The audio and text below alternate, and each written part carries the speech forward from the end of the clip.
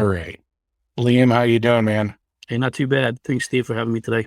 Absolutely. So before I hit record, we started talking about what we would talk about, and we didn't actually finish that. So I just want to clarify that we don't have a plan for this today. Mm-hmm. We're just gonna kind of talk it out. We're off the And cuff. Off the cuff, man. yeah, it's literally this. We're learning what's going to happen as you are. Correct. But I really want this to be, while I'll make my silly jokes, I want it to be fun. I really want this to be Yeah. eye-opening, educational. So Yeah. I'm Yeah. sure Liam will not have a problem with that. Not at all. It's me that has the problem sometimes with the eye-opening educational stuff. So so here's what I want to do. You shared with me this article from ProPublica. Yep. And ProPublica is investigative journalism in the public interest. So before we really talk about the article, how much do you know about ProPublica? Not much, to be honest. It was Okay. presented to us by one of our staff internally because it kind of resonated a lot of stuff that we're trying to educate a lot of people in cybersecurity that the data is basically the goal, is the pot of gold of the rainbow for every hacker or every person organized crime to get access to. Understood. Mm-hmm. All right. So here's that article that you shared with me. Yep. And the headline is, despite decades of hacking attacks, companies leave vast amounts of sensitive data unprotected. Yep. And I'll put a link to the article into description, show notes, whatever you want to call it. This article is from 6 days ago, January 25th, 2:40 Eastern. And I did not even read the entire article, but there were a few key points that I literally just kind of grabbed out of this article. Number one is there's a lot of security breaches that happen. Yes. Number two, it is often cheaper to clean up a breach than it is to avoid one in the first place. Corporate losses from a data breach typically run around $200,000. Yes. According to a recent study of 56,000 cybersecurity incidents. And that's by Scientia Institute, Mm-hmm. who I've also never heard of, but they are a cybersecurity research firm. Well, yeah. So there's a lot of them out there that get into because cybersecurity is becoming hate to say this, it's becoming a market for research just on breaches alone to make money from it. It's a sad, really, but there's now generating enough market to, like, you got the Ponham Institute bringing out theirs, you know, Verizon bringing out their research. You've got the Forresters, the Gartners, and everybody else, and everybody else in between. And unfortunately, the bad actors are creating a new industry for researchers to talk about different types of breaches, the outcomes, the effects, the follow-on effects, the domino effect from it, the precursor, what's the problem. So all these different variables. But I will say something, Steve, that I think is the downside to it is that too much information makes us become complacent around cybersecurity. I would agree with that. Yeah. So let me say this. I recently had a conversation with Titan HQ, and we started talking about, like, what cybersecurity framework should we use, and like, how do we pick one, and all this stuff.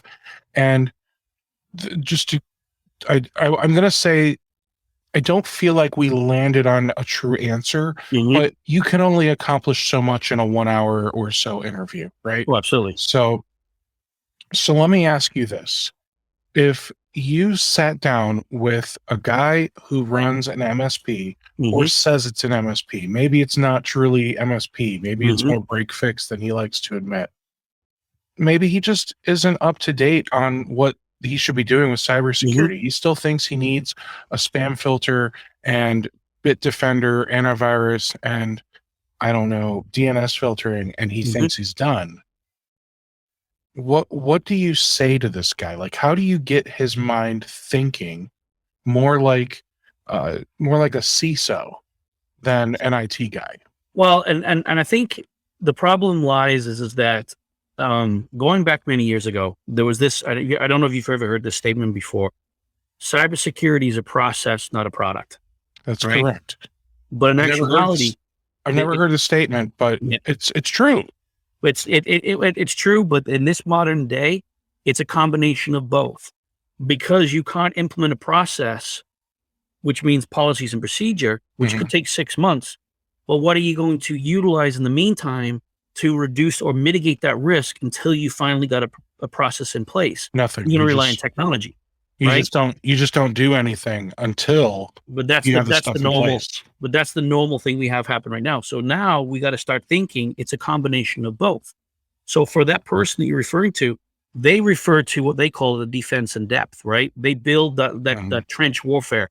Each layer of the network has a level of protection to reduce the way of getting into the endpoint where the data is housed. But if we say, okay, in order for you to implement that defense in depth, put some policies and procedures around it and give yourself some room around it, how do you do that? Well, I can go HIPAA, I can go PCI, I can go this. Stick to the basics. And there's two types of rule sets that I tell people to focus on from a compliance standpoint that helps to implement certain things of technology. One is the CIS Controls version 8, okay? And the other one is the NIST cybersecurity framework. Once you put those basics in place, you're already 60+% of the way there to be certified in PCI to meet compliance. You got the other elements associated with that. But if you focus... That's perfect. Let's stop there for a second. All right. So and this is literally what I was trying to get out of him was NIST CSF is a framework. Yep. CIS Controls is not a framework. So the framework is like, it seems to me, it seems more like the framework is concept and here's like the things you should be thinking about.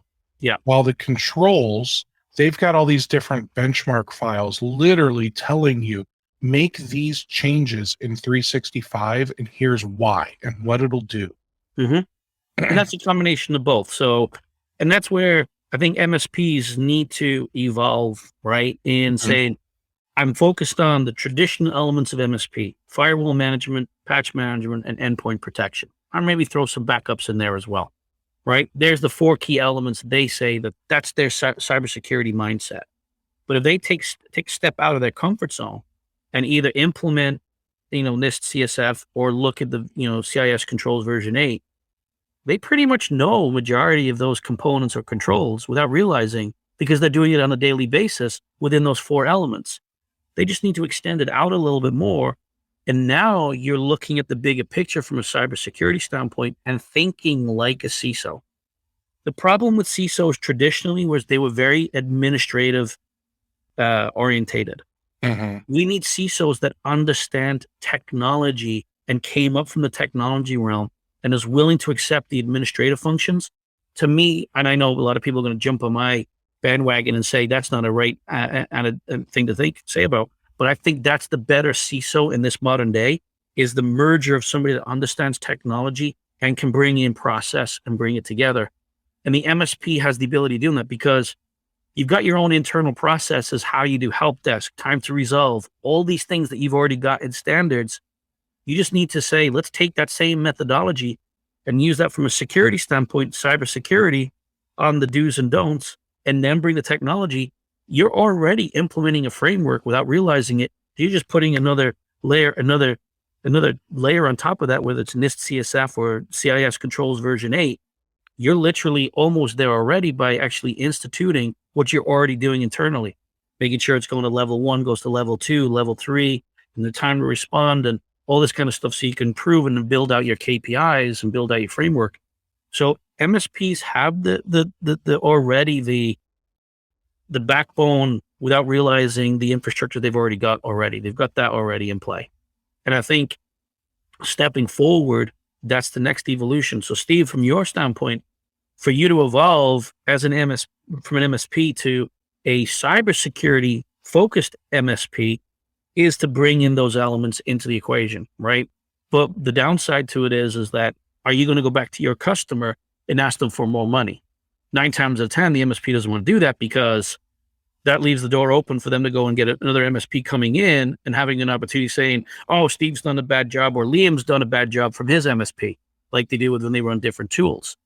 But I think it has to be done because either you die in the vine because cybersecurity is becoming more and more part of business, and it's becoming a bottom line number. Okay, I got to put some money on the wayside as a company just in case I get breached or just in case I get compromised. Because what if my insurance doesn't cover it? And you can see last week, Merrick won a big, massive court case against their cyber insurance company because they were under attack. And the cyber insurance company says, hey, it was an act of war because the country that was attacking you is a foe of the U.S., is a foe of the U.S., so therefore it's classed as an act of war. We're not covering it. They won their court case, so that means the insurance company has to pay up. But people are not willing to do that. They want to do that now. And I get on my soapbox when it comes to cybersecurity and MSPs, but federal government is making it easier for your clients to point the finger at the MSP if there's a breach. So, and that's a problem because MSPs will then either feel fearful of not implementing security, so they don't know, and hopefully, touch wood, they don't get compromised. But it's happening where more and more MSPs are being now sued because in requirements, they need to put in place a basic level of cybersecurity, firewall management, antivirus, or annual patch management, and so forth. And you can go and look online, and you can see a number of cases already starting to be publicized of MSPs being sued by their client for when they've been breached, so they can recoup some of the cost out of their partners. All right, so let me ask a question. I'm sharing I assume I'm allowed to share this without getting like sued by them. No, it's a PDF. So if it's available on their website to download, it's a PDF. So that's what I downloaded it. It didn't cost me anything. So, all right, CIS benchmarks. So we know that there's CIS controls and then there's CIS benchmarks. Can you give us the 30-second version of what's the difference? CIS controls is kind of like your NIST framework. The benchmark is basically saying, hey, I want to securely configure that application, Office 365, the Windows desktop, the Windows server, a Mac OS or Linux OS. I would harden it to make it hard for the end user to compromise the system and also for an external entity to compromise that system. The CIS Controls version 8 is their version of a NIST CSF, which is basically a set of controls of policies and procedures, understanding your network, doing discovery, all this kind of stuff, and rolling that up. And then it's easier for the MSP to adopt because a lot of it they recognize that they're already doing without realizing that they're doing it. All right, so I'm gonna ask. I first want to look at a few things in this document, just so that way people understand like what this document shows. So, let's go here. All right, so this is literally saying Azure Active Directory. Ensure multi-factor authentication is enabled for all users in administrative roles.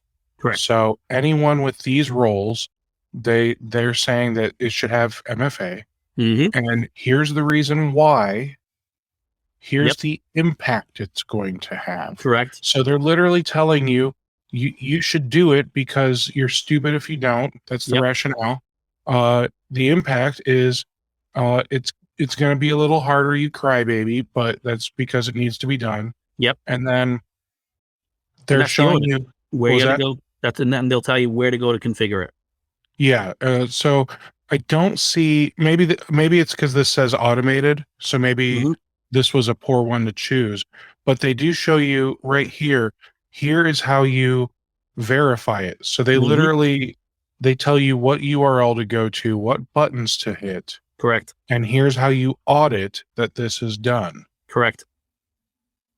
And then if we come in here, we also have remediation. So if it's not done correctly, here it is. So I just assumed it was going to be the first thing, like here, do it and then audit, but they're saying audit. If it's not done, then fix it. Correct. Because in their benchmark, like say, for example, you do a CIS benchmark control, there's applications out there that will remotely connect to the system, analyze everything that's in there, come back and say, here's all the things that you failed. Now go and fix them. Got it. And anything that's passed, if you have not configured anything, they call that OBE out of box experience, which basically means is these are the default things that are turned on. Microsoft has, so let's say Microsoft Windows 10 has about 333 tests. By default, about 75 of them are defaultly turned on when you install Windows 10. Say when you go to Active Directory, they may go to 83 because there's too much stuff doing that, but you're still failing a lot. And the goal is that once you start enabling this, you start reducing the threat landscape. So account takeover, all the different kinds of stuff. You're on mute, Steve. Sorry. Every episode, it happens at least once. Yeah. All right. So after we audit, we remediate. Yep. And this is literally telling us log into the global admin, go to the Azure Active Directory, select enterprise applications, blah, blah, blah, blah, blah. Excuse me. And it shows us literally how to build out a policy that handles all of this for us. Absolutely. Especially and then applying that to all admins. And then you can make a different change to apply it to all users. So therefore, it's not just admins, so you can apply it to all users.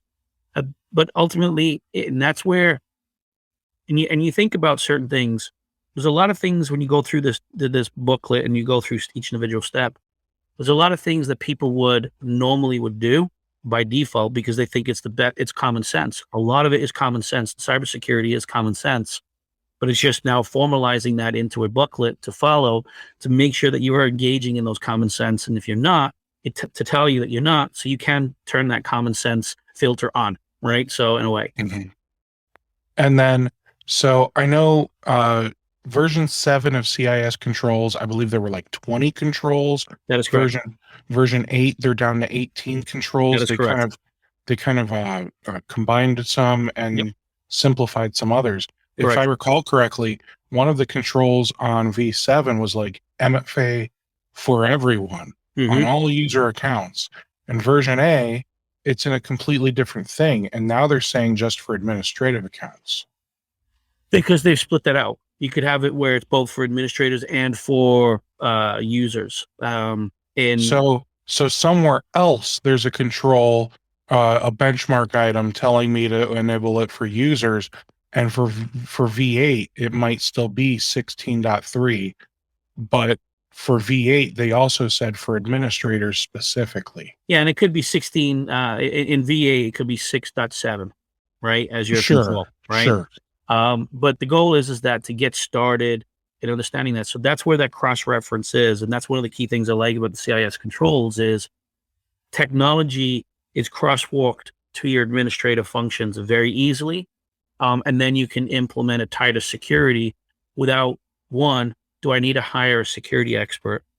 Can my staff be, trained and understand? Yes, absolutely. Which basically makes you you increase your utilization, and it potentially allows you to build more with those current staff and not having to hire new people because you've brought in the term cybersecurity as part of your story and your education to your customers. But a lot of times I think you'll find that a lot of people have very adequate staff that can take on the role as a sec admin and a security administrator very easily without having to reinvent the wheel. Excellent. And so once you go, so let me back this up a little bit then. So now we understand what the types of information is in this document. And this document is just Microsoft 365 Foundations benchmark. So this is going to help you set up Microsoft 365 for one of your clients or yourself. Yep. So that way your 365 tenant is meeting CIS controls. Correct. Now, there's also different implementation groups, and that is, I see here, implementation groups 1, 2, and 3. So those seem like tier 1, 2, and 3, and like, without really doing my research into it, my assumption is it has something to do with almost the complexity or difficulty of security posture. Yeah, and there is, and again, depending on how they determine IG 1, 2, and 3, any CIS benchmark has a level 1 or a level 2, right? From a security standpoint, level 1 means that's your basic entry point to security, which is 99.9% of all base, requirements. But if you want to tighten the security in certain areas, then you would engage level 2, right? And that's tighter security. So the higher the security it is, may implement in a different level of your implementation groups around that to kind of go through different elements. But ultimately, 90% of organizations will take on level 1 security as a good standard to work from. Does it mean that you're not going to be compliant? No, it means you are going to be compliant. It's just that means you're taking a stance on level 1 and not going through level 2. Got it. Right. So, and that's okay. I mean, hey, you got to start somewhere, right? Correct. Absolutely. So speaking of, you got to start somewhere, is it okay to say, look, I don't understand NIST, CSF, and CIS controls, but you know what I do understand? I want my customers to be better secure. Mhm. So can I just download these benchmarks and just start implementing them to my customers?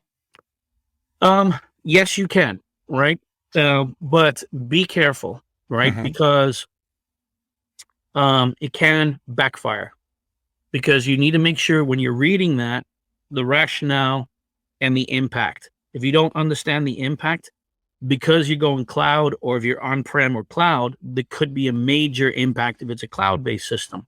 Say, for example, this is a virtual machine in Azure, right? Now you're going to configure a Windows 10 CIS benchmark against it, but you didn't pay attention to the impact, that you turned on a specific feature. What that does is basically makes that machine unaccessible anymore. It just bricks it. Mhm. You got to make sure that understanding the rationale means that I may have 300 controls in this benchmark here, right? But I may only need to implement 150 of them. Okay, because the other 150 will impact one, productivity, will impact a certain application, or I can't utilize a functionality in Office 365 as I had envisioned because of that.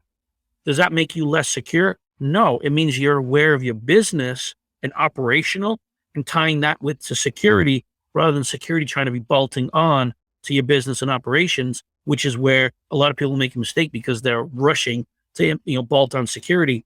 Sit down and have a think about the process, and the impact is a key thing as you're going through this, to understand, if I turn this on, how is this going to affect us within the application or system or whatever we're doing? Because ultimately, because if we don't, then we could be be an MSP, egg in our face, and the customer's down, and we're going to have to go engage with Microsoft to undo what we just did, if they can do it on the back end. Oh, that's great, man. Thank Yep. you for that. So there are other items available through CIS. Mhm. So earlier we mentioned that you might want to map your CIS controls elsewhere. Mhm. Maybe you have um, multiple guidelines that you're required. Right? Why Correct. can't I think of the right words? You can call them frameworks, you can call them standards, whatever you want to call them. They're all guidelines, basically. Maybe here, okay, now words are working. Why are we doing this on a Monday, man? Why are No, you there's doing not this enough to me? coffee or tea. So maybe you have multiple regulatory compliance Mhm. standards that you have to adhere to. Yep. Um, for example, maybe you are a doctor's office, and you've got to make sure you are HIPAA compliant, or whatever the right way to say that is. So your MSP, you're an MSP, I should say, and you want to make sure that you're doing CIS, and you've got a doctor's office. Well, here is CIS, and mapping it to HIPAA. Yep. So they literally have this on their site. So Mhm. here you just download this, and it lets you know if it's a detect, protect, so on and so forth for all the different security functions. And the functions that you can remember from things like NIST CSF, they have functions as part of their framework. Well, HIPAA is a framework, right? So with the HIPAA framework, they too have functions, and it also shows you, here's the CIS control type, here's the security function, and as you scroll over, you get to learn about, the relationship and section and title and everything. And I suspect this is one of these titles is the CIS title, and one of them is the HIPAA title. Correct. Along with here's the section probably in HIPAA, while these are the CIS controls and safeguards. Correct. And that's the key thing, is that once you have a standard that you feel comfortable with, and let's take the CIS controls, it's very easy for them to map it out to other regulatory compliance, whether that's PCI, whether that's HIPAA, SOX, GLBA, or anything in between. But you only have to focus on one. Then the rest, it just falls into place, right? Because now most people make the mistake is, all right, I'll do PCI and I'll set some rules and guidelines around PCI. Then I'll do HIPAA. And then all of a sudden they've got 4 or 5 different guidelines. Which one do they implement? But if you focus on CIS controls, it brings in the administrative functions, but then it brings in the technology, which is what you're good at, and brings in the administrative stuff to help you to not to reinvent the wheel. It helps you to guide in those elements. And that's why, I like CIS controls. I think it's a very underutilized function within MSPs. And I think it can be very much heavily more utilized to bring a set of standards that I think will allow MSPs to be more and more successful in implementing cybersecurity, enhancing the security posture of their clients, and whether it's technology, whether it's administrative or soft controls, so they like to call them. And here's I thought I was sharing this earlier. So here, for those of you watching, this is an Excel spreadsheet, free to download right from the CIS website. You don't need to pay some MSP compliance company to give you all this info. It's free. CIS gives it to you. And it tells you, I'll just pick this one right here. Row number 68 is CIS Control 6, Safeguard 6.2, establish an access revoking process. And then it's got a description here along with, sorry, someone's trying to call me. I should have put my phone in do not disturb. So then it's got a description here, establish and follow a process, preferably automated for revoking access to enterprise assets, blah, blah, blah, blah, blah, right? And then over here, it's got the equivalent section, term, title, description, and type. So it's showing you, like, look, we've even got so many things that some of them don't even map to HIPAA, right? Like this whole section right here. Correct. HIPAA doesn't care about any of this. Not that it doesn't care, it just doesn't have anything in their framework for it. It's because they're outdated. Remember, this was all done in the early 2000s. The whole aspect, and the last time it was updated in 2010 with the e-trust and HIPAA high trust and high tech and so forth. But ultimately, what you also got to take into account, and people make the mistake in doing this, is that when you see the last section where it says type as required or addressable, people will look at it and says required means I have to do it. Addressable, I don't have to do it. No, that's not the case. If you have a business purpose, it becomes required. Let's say, for example, a termination policy. Even though it's addressable, think about it. It's required because you need to implement a termination policy, whether it's voluntary or involuntary, or if somebody's moving from one division to another in the same company, it's still it's a termination process. So it becomes required. So they're the things that you also need to look at is part of that. If it says addressable, I'm still going to do it because I want to enhance the security for that organization, and then turn those addressable into required. And then you become a hero, because now when they get audited, you're meeting there is no backlash or potential fines if they're not doing their job, especially if they were breached or compromised, not due to the fact of the inability of the MSP not doing their job properly. They did everything they could. You can't fix what's between the keyboard and the chair. If they click on an extension or an attachment that says, "Hey, Southwest Airlines free tickets," and they go, "Ooh, even though they didn't order any. Right? So you can't stop that, unfortunately. No matter how much technology put in place or education, people are inquisitive by nature and are nosy, and they will look at something, especially if they feel that it could benefit them. It's like a magpie at a blackbird where they see shiny things. And I have two other things I want to address on this document. Yeah. So we talked earlier about how there were 5 of these just in this one section of my screen that didn't even map to HIPAA because HIPAA's outdated. There's also one CIS control safeguard that looks like it maps to 3 different portions of HIPAA. Yep. So again, it's probably just because we're talking about a document that's now 12 years old and things exist now that didn't even exist then. Correct. So there's just a cleaner way to say it through CIS. Absolutely. It's, you're able to see the trees through the forest, right? In a way, because it's more modern, it's more up to date. It's a lot more acronyms in there that you're more used to than old technology in terms, and so forth, because, one of the HIPAA rules says password policy. Well, now in the modern day, that means a lot more than just simply a password policy. That could be 2-factor authentication. Is it password management? Is it single sign-on? All this kind of stuff. And in the CIS controls has a tendency of talking about that in there. So it actually means more than just reading directly what HIPAA says.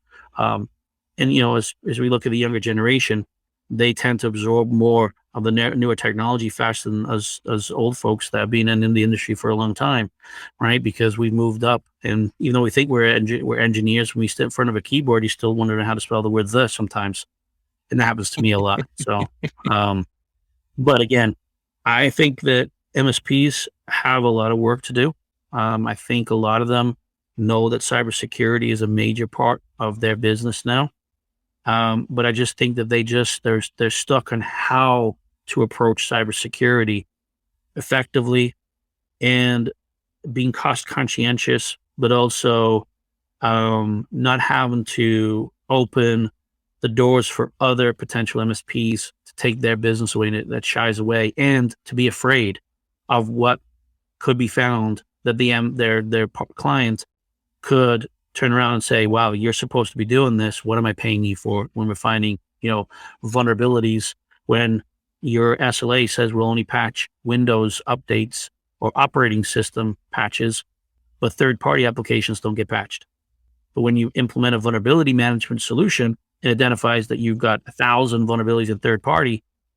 The customer doesn't care. They think you're patching it, but you're you know what I mean? So it can have the both positive and the adverse effect, but turn it in the negative into a positive. And that is, we're investing in these tools, right? We're investing in this process because our SLA only focused on the Windows or the OS patches. And look at this vulnerability report. Do you see any OS patches? No, it's all third party. That's why we're implementing this, because we need to be aware of what's going on so we can protect you more. Now you're just making them feel good because you've done something. Now they see the value. And I think when you give people the ability to, let's take that, the Excel spreadsheet, and you're working with a major client of yours, and you're working through that as a project management solution, allowing them to have access to that file at any time of the day instead of a meeting once a month on progress is more valuable to me, because it shows that you're no longer hiding, you're no longer the wizard behind the cloak. You're showing progress. You're showing you're being open, you're being more trusting, which a lot of customers want, because if they don't see an ongoing value and see a report once a month, I'll give you an example. This makes me laugh to this day. Working with an MSP, and one of their partners, one of their clients, was using one of their products they had implemented for data classification. So they would produce a report once a month. Okay. So as I, being a security expert, it was prior to where I am today, but I was doing my consultancy work, and I walked down, and one of the major departments was a HR department. There was about 50 people in the HR department. They had all these doors open because it was during the summer, they wanted the air to circulate. And I looked at the door. They had wedged open the door with the reports that they were given for data classification. They weren't even looking at it. They were using it as door wedges to keep the door open, right? because it became shelfware. There wasn't accountability. And the MSP was like, what do you do? Oh, you just give us that report, but we don't know what we need to do in this report. And so the MSP said, well, why didn't you tell us? Well, okay, but you should know that if you're looking at the system, the data is not getting smaller, it's getting bigger. So you should have brought us to a table and had a conversation. This went on for about 18 months. So the MSP realized that if they were a bit more vocal and understanding instead of being afraid, now within the first 60 days, they reduced that footprint by 70% because they allowed the customer to log in to that application or that system and worked with them rather than being afraid to ask that question. So just to give you an example, don't be afraid to ask questions, because I think it will be beneficial, because the MSP has a tendency of being afraid to ask too much questions because they could potentially have an adverse effect from their clients. And I think in this day and age, we got to ask questions. If you don't, you're not going to know what's going on. Then we make assumptions, right? And we all know what assume means, and it can end up happening that way. I like that. I like that a lot. And it's so important to ask questions, and it's so important for you to just be transparent with your customers. I just read something the other day. I even posted about it in Reddit. It basically said something along the lines of publicize your screw ups. Like, don't be afraid of making mistakes. Understand that somebody will always have a mistake. Absolutely. If you own the mistake and you talk about it, and you talk about what you learned and what you've implemented to make sure that doesn't happen again, now that you're going to actually end up building trust over a mistake. Yes. And that's the key thing, is trust. And that's, I think, as we move forward as a group, as a department, as a space in this industry, we need to build more trust between ourselves and our clients, because it makes it harder then for somebody to come in and take an opportunity to take away. So it's no longer about the money, right? It's about building that trust, because once you've been in the trenches together, whether it's through a breach or a compromise, and you've built a deeper relationship. But if you show them where you can enhance their security without breaking the bank, and showing them how you can do things like in CIS benchmarking, for example, that brings a different level of credibility than saying, you know what, next year your bill's going to go up by another $10,000 a month. Why? Oh, because we're going to implement SOC as a service. Did we have a discussion about that? No, that's how we're evolving. Well, I think MSPs need to take baby steps, but they need to also understand data, right? Where the data is located. And everybody jumps on buzzwords, zero trust and this and that and the other. Don't get me wrong, but I think MSPs are quick to implement technology thinking it's going to solve their problem. But administratively, they fail, because they think technology is going to be the answer. But if you were able to combine the ability of asking simple questions, right? Here's 6 simple questions, right? And Stephen, think about this. Can you honestly believe that your clients will be able to answer this question? And you, being an MSP, answer this question. Number 1 is, do you know where your client's data is located? Yeah. Okay. Yeah, it's in the cloud. Okay, it's in the cloud, right? Yeah. 2. Okay. Now, that's an assumption, or is that fact? I mean, I'm just role playing with you. Yeah. But you see, that's what else. But that's what the next question I would ask: is that an assumption or is that fact? Right? Because people do come back and ask me that question. The following question, really, after that one is, do you know what type of sensitive data it is? Yeah. So my client, what they do is they actually take pictures of all the credit cards for their customers to keep them on file. Okay. So they've got, they just keep them in iCloud photos, because it's a pretty secure place, you know? That's right. And then it's synced to about 35 different iPhones plus personal iPhones that are all part of that same account. Exactly. Now, the third question is, do you know who has access to that? Okay. Yeah. So we ended up, it was really expensive to set up like Apple for Business, because then you got to purchase apps for every single device, right? So Mhm. what we did is instead the owner just gave everyone his username and password for his Apple account. Okay. Now, So before I go to the next third it's question. okay. There's only 63 employees that have access to that, though.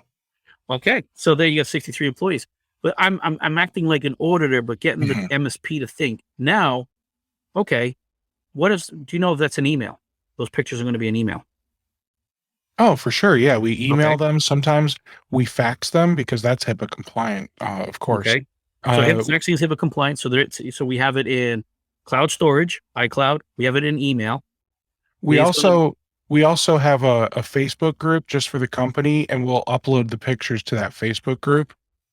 okay. Yeah, that's Now you start seeing where the potential problem is, right? Because now is it on third party drives, right? Is it in Box.net, right? Is it in Dropbox? Is it in S3 buckets? Is it in Azure Glob and Blob data? Is it in OneDrive? Is it in SharePoint? Now, as you start building that out, all of a sudden you just got this spider of information that may not only just be images. It could also be somebody transposing that image into a text file that's stored in their inbox or in their personal folder in a directory somewhere located.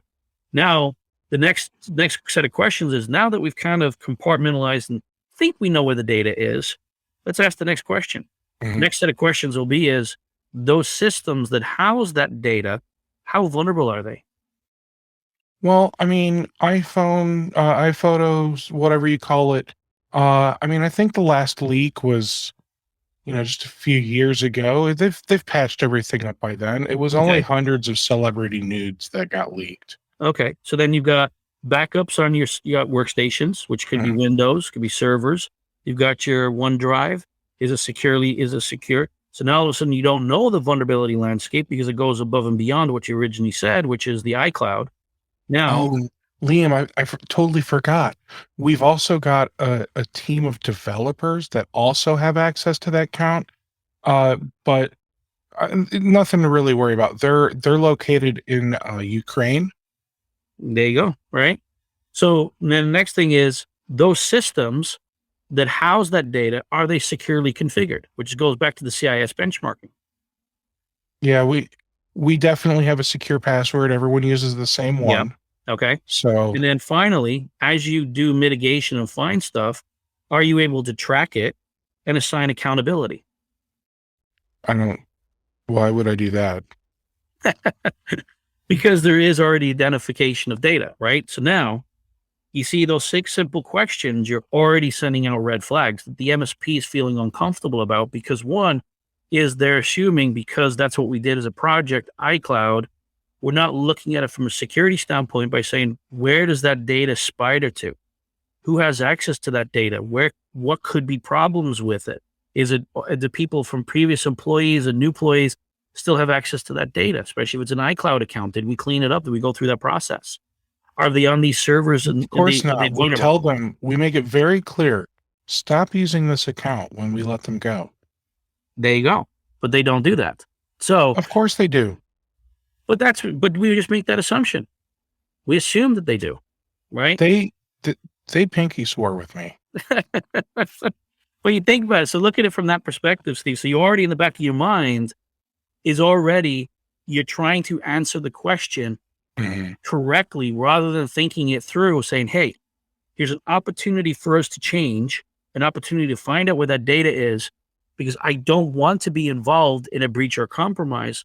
So let's look at where the potential data points can be so we can reduce that footprint. Because it only takes one person to compromise a network or one thing to have access to all that data. Now, the simplified is that MSPs do tend to make a mistake a lot of times by going in and creating a file share. Instead of it doing it based on a role-based access, they'll let everyone full control. I'll get back to it later.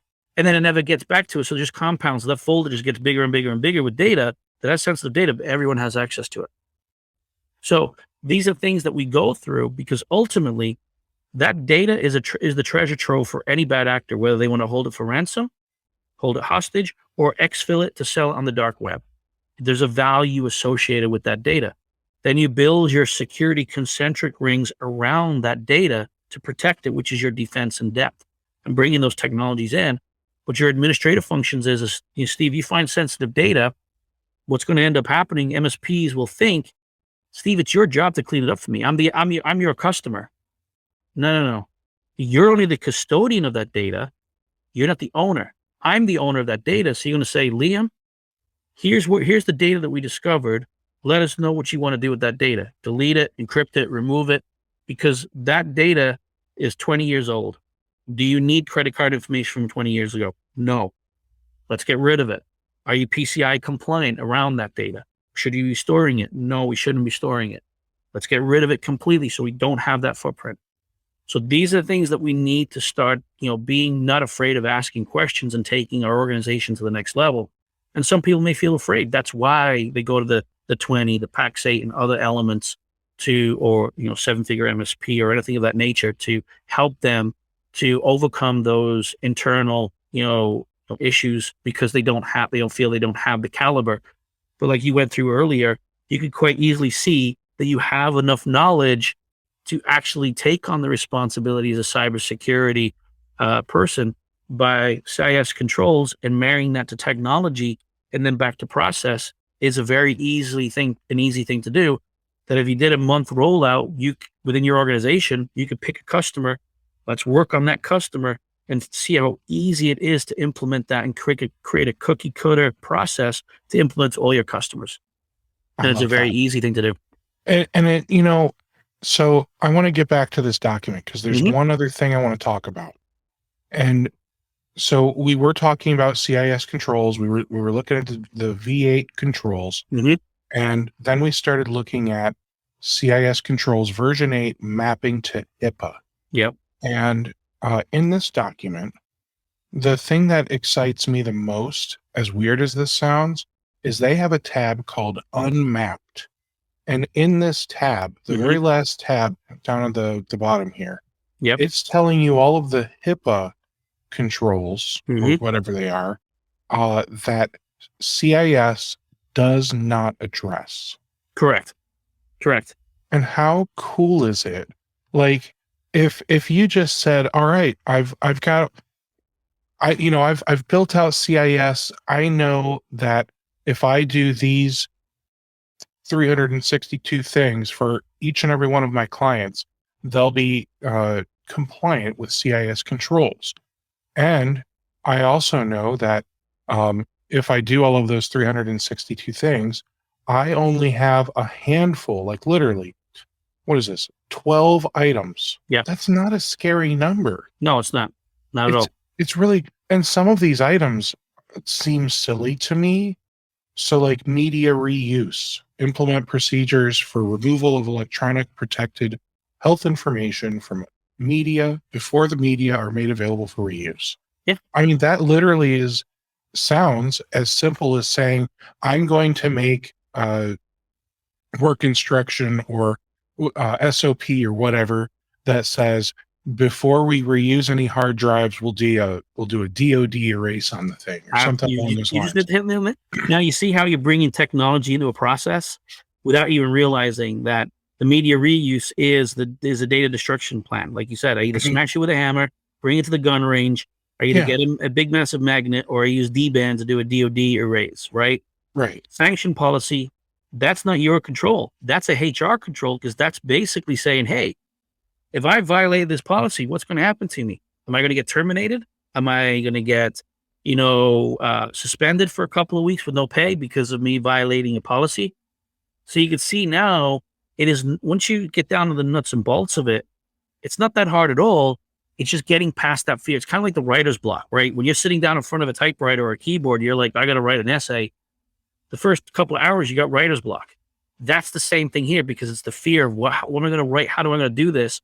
But when you just look at it from a technology standpoint, which you just did with the mapping and then showing what's the unmapped, it's actually like, whew, it's actually not as bad as I thought it would be, because I thought I'd have to write like 55 million policies and do all this kind of stuff and implement and be this HIPAA expert and go to training and get certified and hire people. Not really. Let the external auditors be that person for them. You're doing the day-to-day cybersecurity operational stuff. And this is a clear factor of how easily it can be done. Look at us. We're 50 minutes in. and you've already mapped out for a client potentially how to map them out from a HIPAA perspective by using the CIS Controls version 8 in less than 50 minutes. Now let's talk about that. So we mapped out HIPAA compliance for a client. Yep. Now, is this everything a medical facility? One second.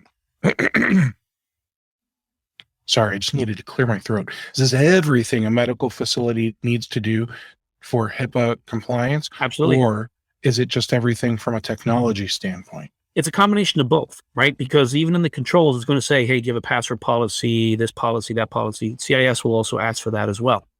But once you get to these points, it's going to crosswalk that they don't have a control because they're saying unmapped, like a sanction policy. They're saying a sanction policy, we're not going to cover that in our control. HIPAA's already got that. So we don't need to map it. Sanction policy is basically assigning a risk to that policy and what the actual outcome is if I violate that or consequence. Emergency operation plan is a DR plan. What am I going to do during a disaster recovery, right? In emergency mode. So let me ask this question differently, only because I have never worked with any medical facilities because HIPAA was scary, right? Yeah. So if Steve Taylor MSP walks into a dental facility and they are completely not HIPAA anything, and I say, you hire me as your MSP, I'm going to implement CIS controls, and then there's 12 other things we need to do, and then your office is 100% HIPAA compliant, like, are there... From a security rule, yes. Okay. Don't get, because out of that HIPAA compliancy, there is also what they call the privacy rule, which comes down to the users, how they interact with the data that they see in front of them. Like, and that's what I was trying to figure out. So there is more than security. Correct. There's a privacy section of HIPAA as well, but from a security standpoint, everything that you said in CIS Controls version 8 plus the unmapped, yes, from a security control standpoint, and they maintain that on an ongoing basis, then absolutely you're meeting the security rule of HIPAA. 100%. Now, so there's security, and then you said there's privacy. Is there anything that the MSP needs to do for privacy beyond security? It depends. So privacy is basically saying, hey, Kay, can you help us with our EMR to be able to produce reports that we can verify that Steve is not looking at medical records that belong to a family member, because you're not allowed to do that. It's a big no-no, right? Can we monitor for that stuff, or they call it red flag or fair warning? Can we implement that? So from a technology standpoint, yes, you will be brought in to help to generate reports and or audits or logs. But 9 times out of 10, it's basically saying, okay, education to the user, you can't do this in the application, you can't do that, you're not supposed to do this, you're not supposed to look at that. And then the IR process, which means then, is there a response to say that, oh, Steve, you saw me looking at a medical record of a patient that doesn't belong to me. Who do you report that to? Right? Because that's a privacy issue, because I could have been paid by somebody outside to go and look up a data for somebody internally, right? I'm not supposed to do that unless I've been assigned that a patient, or that patient belongs to me, whether that's a dentist, whether that's anybody in the medical field. And then there's also layers on that as well, what they should have access to, like, okay, LPN cannot assign drugs. It has to be an RN. All these different things that need to be implemented. That's, all of this stuff that comes into place. Okay. And then there are, besides privacy and security, there's no other sections of HIPAA, right? No, there's only those 2 rules. Okay. 2 sections, sorry. And I mean completely outside of technology altogether. Like, there's no weird rule that says, like, doctors are not allowed to have a parking spot that's the closest to the building or anything weird. No, like, that's more corporate business related stuff. So and stuff, but no, absolutely not. HIPAA is very black and white. There's not enough gray area in there, and that's why they haven't really updated it, because that's why it's so outdated that it needs to be updated. To be honest, I think it needs to have an inclusion for other elements, because one of the things that HIPAA does not cover is what happens with credit card transactions. Then you got to then combine that with PCI, because I was going to say hotels and hospitals actually take a lot of credit cards, a lot of credit cards, right? As you know, go in, you got your copay, you pay with credit card, you pay with you throw a hockey puck or hand it to them or do it over the phone. They've got online billing. So there is other regulations that they need to have implement. And I think HIPAA doesn't take that into consideration. It literally looks at just the medical record information. So as you go through that, that's where the CIS controls come in. Because if you look at that mapping, you got HIPAA, guess what? You're also mapping, it has a mapping to PCI, right? Mm-hmm. So when you do that, you're now setting a standard and then allowing yourself to bring it in without having to keep reinventing the wheel for every type of regulation that I have to abide by. If I do CIS Controls version 8, I got a good got a grasp for HIPAA with these 12 elements that are outstanding that I need to get done. But oh, by the way, those controls also crosswalk to these PCI controls, and I may only have a handful of outstanding things that I need to implement, but the bulk of the work is already done. All right. So we earlier talked about CIS controls and NIST CSF. Mm-hmm. Now, I didn't search very hard. I'm sure there's a document just like this for NIST with CIS V8. This is V7.1 to CSF. Yeah. And this is showing, again, the CIS control and subcontrol along with the NIST CSF. Yep. Letting you know which one of these they map to. Correct. So both of these are, how do I want to phrase this? Both CIS controls and NIST CSF for most uses are voluntary, right? Yes, CIS and NIST both of them are voluntary. Unless maybe you're working with like DoD or something like that. DoD, if they'll go DoD, they'll tend to go with the 171, NIST 171, which is different control. But these are what they call guidelines/standards, right? Standards/guidelines. Then when you start getting into regulatory compliance, that's when you start hearing the acronyms like HIPAA, PCI, SOX, GLBA, FISMA, FedRAMP, all these different kind of elements. And then you get into your state level expectations around their breach notification, around things that they need to do around protecting the constituents of that state's private data, right? Or California Consumer Protection Act, which is another one, their version of GDPR, which is Europe, around protecting personal information in the retail environment. And then there's also that one for Brazil. I thought that was GBLA though. GLBA, that's Graham Bleach Bliley. I can't pronounce it. It's a finance one. Got it. The Brazilian one is very similar in the acronym, but that's their version of GDPR in the data protection, or equivalent to the EU's Data Protection Act as well, depending on which way you look at it. But yeah, Brazil is really starting to focus on protecting data as much as they possibly can, because they've had a lot more compromises that haven't made the media like what happens in the US, because they've made it a standard that you have to report it.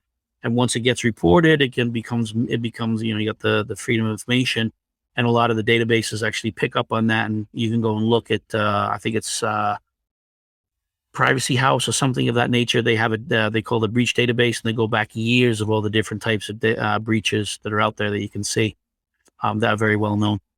Now, here I find this interesting. So CIS, and again, I'm looking at V7 compared to NIST CSF.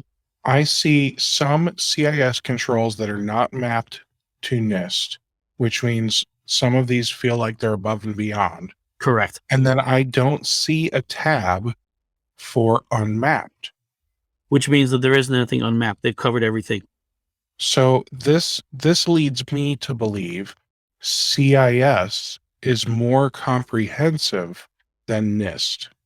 NIST CSF, correct. And then so when you get down to the NIST 800-53 and NIST 800-171, they become more comprehensive over the CIS version 8 or 7, right? So would you say that NIST CSF and then 53 and then 171 are kind of like CIS implementation groups 1, 2, and 3? It depends on the industry, right? So let's take, for example, the NIST cybersecurity framework is kind of like your entry point into cybersecurity and building a framework, or that maturity model, as they like to call it. When you get into the government or DoD, that's 171. When you get into commercial or your clients, the public private sector, they focus on the 800-53. Okay. And then when you start getting into international, they focus on the ISO 2700 series. Right. Okay. So there's a all crosswalk. So in actuality, it kind of goes ISO 2700 series, then the NIST, then the crosswalk is into either CIS Controls or directly into a standard PCI, HIPAA, SOX, GLBA, and all the rest of it. So they all kind of they all intertwine. They all basically roll up or map into different elements. But what is your quickest hit? And the quickest hit is CIS version controls. And then from there, you're basically implementing 90% of NIST CSF. If you want to go above and beyond, you can go into either the 800-53 or 171. But you're basically implementing a standard, solid framework by following the NIST Controls version 8, and which I think is a very, very good evolution for MSPs to adapt and adopt into their work environment, both internally and as part of their implementation for clients. And I just want to add a correction. You said that you said NIST Controls version 8, but I think you meant CIS. I apologize. Yes. It's okay. It's okay. We're throwing out so many acronyms. It's easy to just start saying random ones, right? Yeah, exactly. So if MSPs were to say, I'm going to go CIS Control V8, and that's going to at least get me started. Correct. Absolutely. Okay. And you'll become more of a hero because that means you've started to adapt as in evolve, but also showing your clients you mean business when it comes to cybersecurity. So that means that your SLA, when you say that you do cybersecurity, truly means you're doing cybersecurity, rather than saying, hey, we perform cybersecurity, but the functions are firewall monitoring, patch management, and endpoint protection, which was the old way of thinking 10 or 15 years ago, but it has never really evolved into say, okay, the next logical step is to now implement a full-on process around CIS Controls version 8, which brings in education, brings in awareness, brings in policies. It brings in different levels of technology, defense, and depth. It allows me to help this customer to move in the direction of a compliance standard, either PCI, HIPAA, SOX, all those elements, without having to know each individual one. So we're building this continuous improvement process that when an auditor comes outside to do a PCI audit, they're going to be like, all right, you've already got one or two things that you need to fix, i.e. your patch management is not the best. Okay, great, we understand that, but everything else is golden. That's going to be huge from a client perspective. Instead of them coming back saying, you don't have policies and procedures. You've got credit cards everywhere, right? Data everywhere.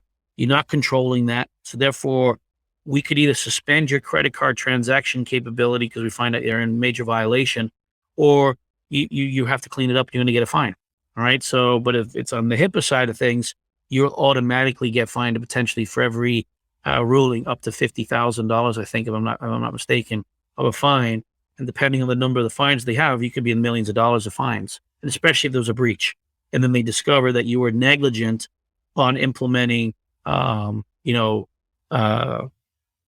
controls and or countermeasures and so forth. I was only a little negligent though.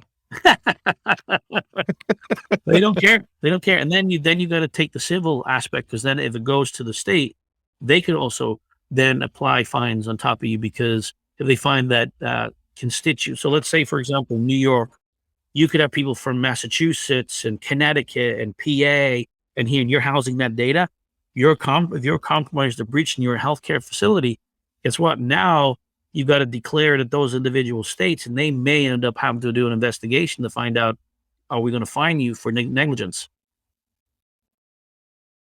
Well, I feel so much better. I feel like you've given me an actual answer for my search in what should MSPs do. And it sounds like the answer is, if you were to just read the CIS V8 control PDF and then start downloading all of the benchmarks for the things that you do, the things that you support, that's going to really move you forward for cybersecurity. Oh, absolutely. And free is good. But there's also, CIS does have memberships as well. So it's not cheap, but they have a membership, but they give you access to other tools to allow you to automate auditing processes around that. But it can be time consuming, but it's well worth it, because once you've done it once, you can export out that configuration and then re-implement it somewhere else. And then you've just created yourself a streamlined cookie cutter process. So if you build 2010 and you configure it, you can export the configuration out of that and then implement it into the rest of 2010s to do either Active Directory, or if they're standalone, now you can do that and not having to reinvent. So do imaging, all these kind of things. So you can start building practices around security rather than letting technology dictate the availability of that system.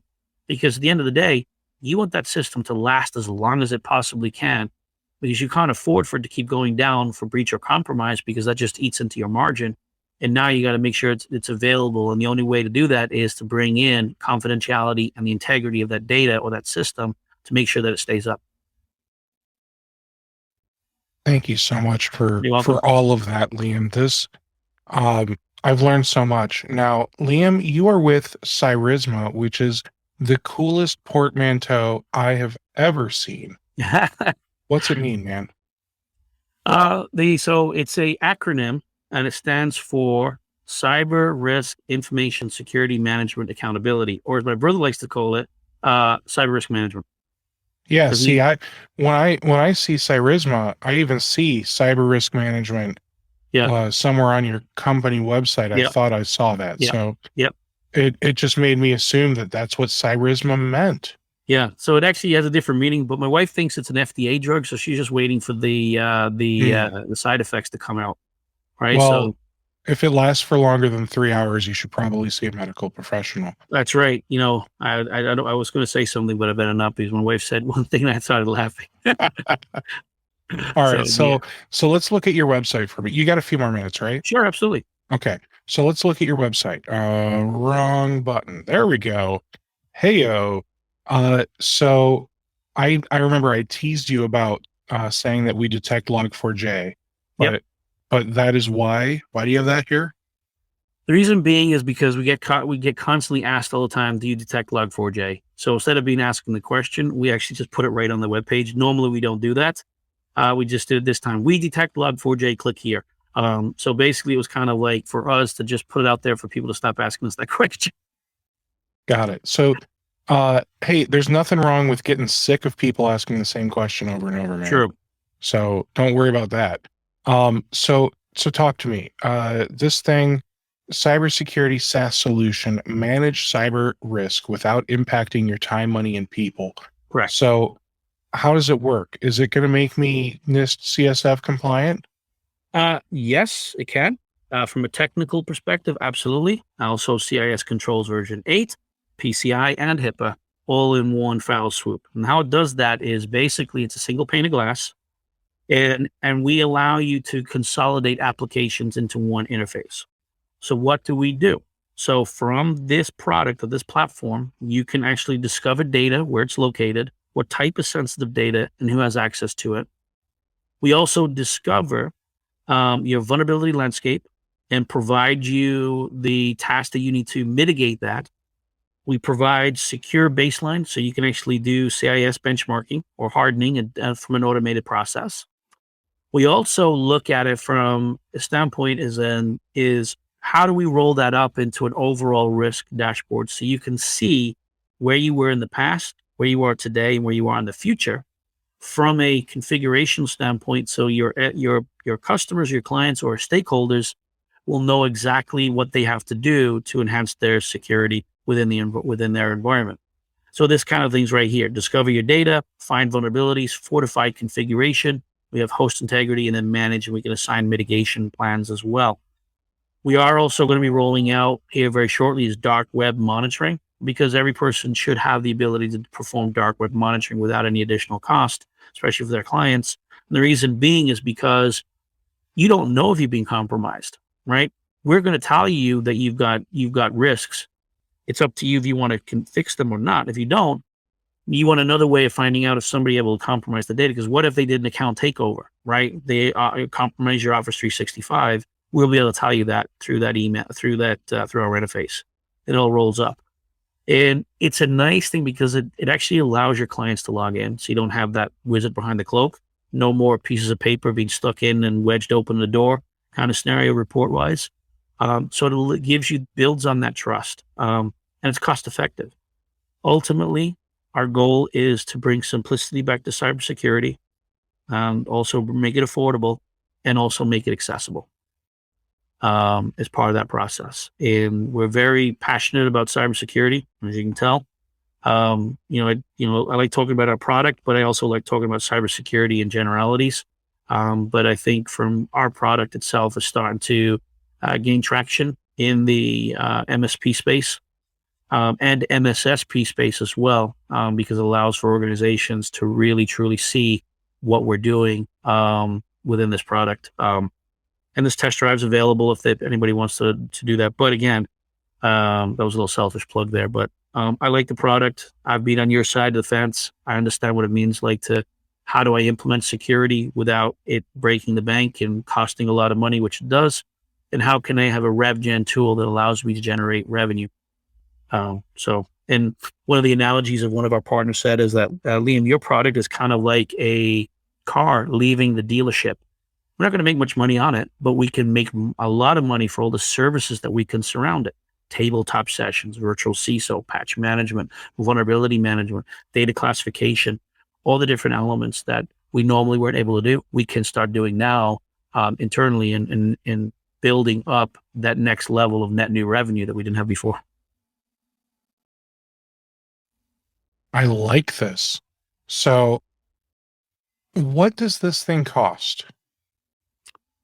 You said it's affordable. It's affordable. And it's based on a per engagement basis with each client. Sure. So there is a base license price, and within that base, I want to kind of state it on here. The base license price includes full support levels 1, 2, and 3. All updates and maintenance, the ability for unlimited consulting. So you can utilize it for one-time engagement consulting. So if you do 30 engagements a year and you're using other tools that cost you money, you don't need to use them anymore. You can use our product. You can roll it out to one managed service customer without any additional cost. You get a dedicated channel success manager. And then when you roll out to your second, there is a monthly fee associated with that does not go beyond per instance or per client of $425 a month. So if you have a company that's 300 users or 5,000 users, it's $425 a month. That's not bad. No. So now, and is there? And I saw the question: is there? Member perks. It is when we work with entities like RocketMSP. If we were working with them and or Seven Figure or other entities, there is ways of making it more cost effective for the MSP to gain access to. That's fantastic. So you and I are going to have a conversation about that so we can put together a perk for members of RocketMSP, because I am bringing those back, baby. They're coming back. March 1st is when I plan on having everything rolled out. Okay. So yes, absolutely. Awesome. And the only other thing I wanted to ask, I think you answered it. You've got a demo. You've got a way to try it. The price seems reasonable. Are you familiar with Bruce McCulley from Galactic Advisors? No. Okay. No. The only reason I ask is because sometimes I'm a little fuzzy on what some of these companies are doing. So I've had Bruce on in the past, and he has a very nice cybersecurity platform.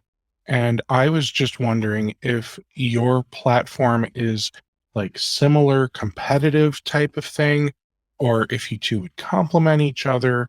Because it depends on what does he do? Because I've never heard of him before. Right. So well, as a CEO, do you ever wonder if your network is secure from hackers, scammers, and thieves?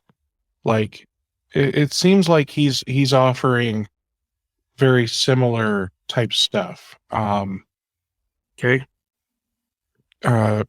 Protect your computer network. So a lot of this stuff on this website right here is geared to, I'll call it the end client, while he has a thing that's specifically for MSPs. Yeah, he could be doing EDR, which is endpoint detection, right? And detect and respond. And we don't work in that realm. We work in a different realm of basically saying, okay, those do a great job. What we want to do is to find out where your data is, how, and then are the systems that house that data securely patched and configured, and then rolling that up into a security scorecard. And then from that, then we push out to breach detection solutions such as like Stellar Cyber. We will be rolling out here. They're going to become a very close technology partner of ours, so that if you do have an XDR solution like Stellar Cyber, you'll be able to suck in data directly from Cyrisma, and then the SOC analyst will be able to see in real time if that attack is prone to a specific CVE, and if that host has it, they're going to have it from our standpoint. And also, if that system has sensitive data, then that person can make corrective action right away instead of saying, hey, Steve, I've been trying to get a hold of you for the last 2 hours, but your server's under attack. What do you want us to do? First thing you do is, when do you stop it? Now they'll have more confidence in wanting to stop it because they have more information at their fingertips. And that's what we're going to be able to bring to the table within our solution for a lot of MSPs and so forth. That sounds excellent. And it sounds like they do scanning. So they'll do like weekly reviews and updates with GA security staff. They say it's 166% more detailed than a typical pen test or risk assessment. So it seems like some of it might go deeper than what you do in some ways, and then other parts, maybe they don't do what you do in other ways. So yeah, and that's the thing. It's that's why, for us, we're an ecosystem. We're building a framework around to be able to allow people to have access to a number of tools, right? Most cases, what ends up happening is MSPs will buy tools, but only utilize 10% of that tool because the other 90% requires them to either hire more staff or send staff out for training for weeks upon end, which they can't afford to do so.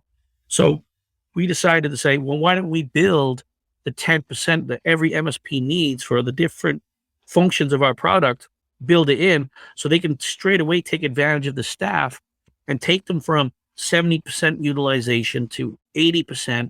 But that extra 10% or 15% that we bring to the table is also additional billable work, which means net new revenue organically being created. Example is, one of our partners came back and says, hey, we're saving 30 hours a month in generating reports for our clients. We just do a presentation directly from your web interface, look at your dashboard. Now that 30 hours that we're saving is generating net new revenue because we can have them be involved in closing or adding in or doing more professional services, which is great. That's what we want.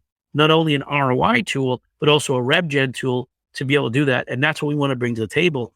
And that's why we say we want to bring simplicity back to cybersecurity, because that's what MSPs need is simplicity. They need the ability for it to be accessible and affordable, that it makes it easier for them to expand our solution, but cybersecurity as a whole, to their clients. Well, I guess the reason I brought them up is I feel like there might be a way for you and Bruce to collaborate, because I feel like the passion from both of you when it comes to this entire topic. Yeah.